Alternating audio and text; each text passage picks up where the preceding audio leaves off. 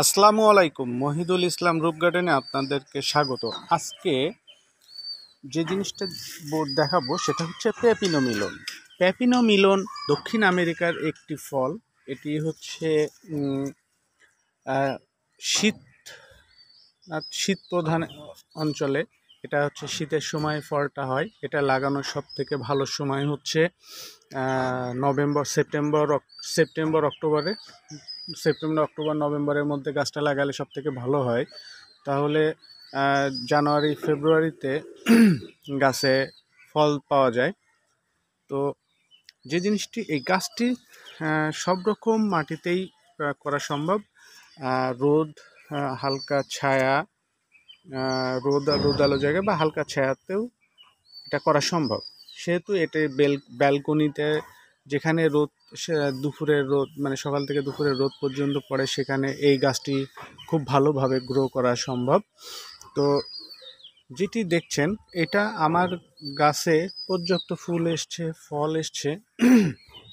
তবে এই গাছটি করার জন্য তেমন খুব বেশি সারের প্রয়োজন হয় না। হ্যাঁ, এই গাছটি একটু খাদ্য বেশি পছন্দ করে, একটু বেশি পানি পছন্দ করে, তবে পানি জলবদ্ধতারা মোটেই সহ্য করতে পারে না। তো সেক্ষেত্রে টবে করার জন্য বেলে দোআঁশ অর্থাৎ 50% কম্পোস্ট সার আর 40% মাটি, 10% বালি অথবা সঙ্গে কিছু কোকোপিট, এটা মিশিয়েই হচ্ছে গাছটি করা সম্ভব। আর মাসে একবার এই গাছে টিএসপি এবং পটাশ অর্থাৎ এই দুইটা হাফ চামচ পরিমাণ প্রতি মাসে দিলে গাছটি খুব সুন্দরভাবে ফল গ্রো করবে। তো এই গাছটি থেকে চারা করাটা খুবই সহজ।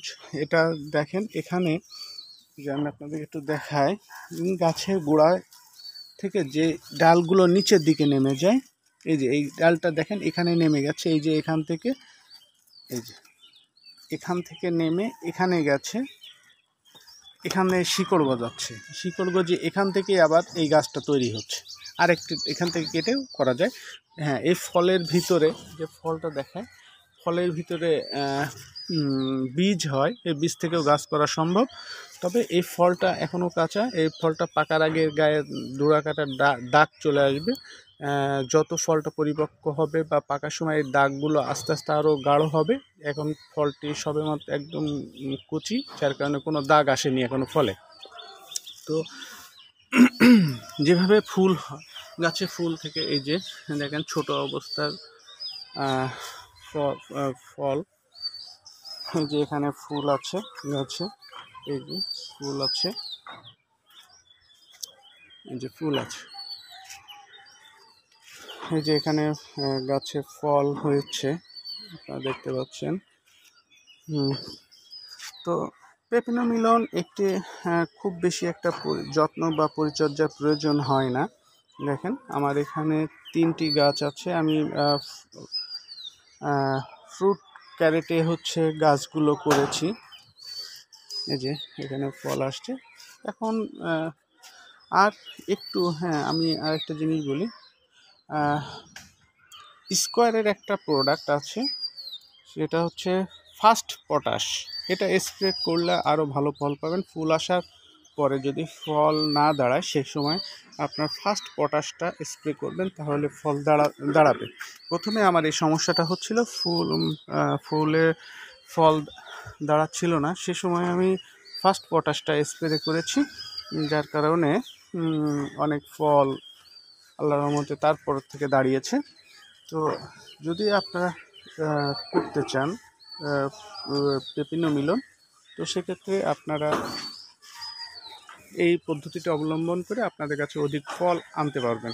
এমনি গাছে অনেক ফল ধরে, প্রত্যেকটা কুশিতে নতুন নতুন কুশি ছাড়বে, প্রত্যেকটা কুশিতে হচ্ছে আপনার ফুল আসবে, এবং প্রত্যেকটা কুশিতে কিছু না কিছু ফল তো আসবেই।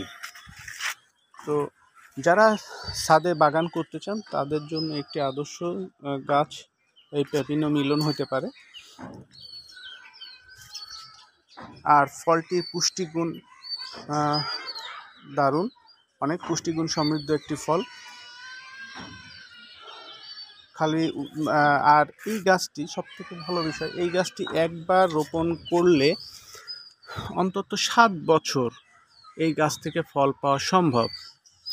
একটি দীর্ঘজীবী গাছ, খুব বেশি পরিচর্যার প্রয়োজন হয় না, সেই হিসেবে ছাদে করার জন্য একটি আদর্শ গাছ এটা।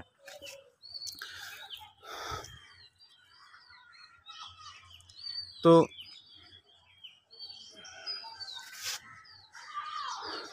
এই হচ্ছে আমার প্যাপিনো মিলন গাছের বর্তমান এবং সর্বশেষ অবস্থা।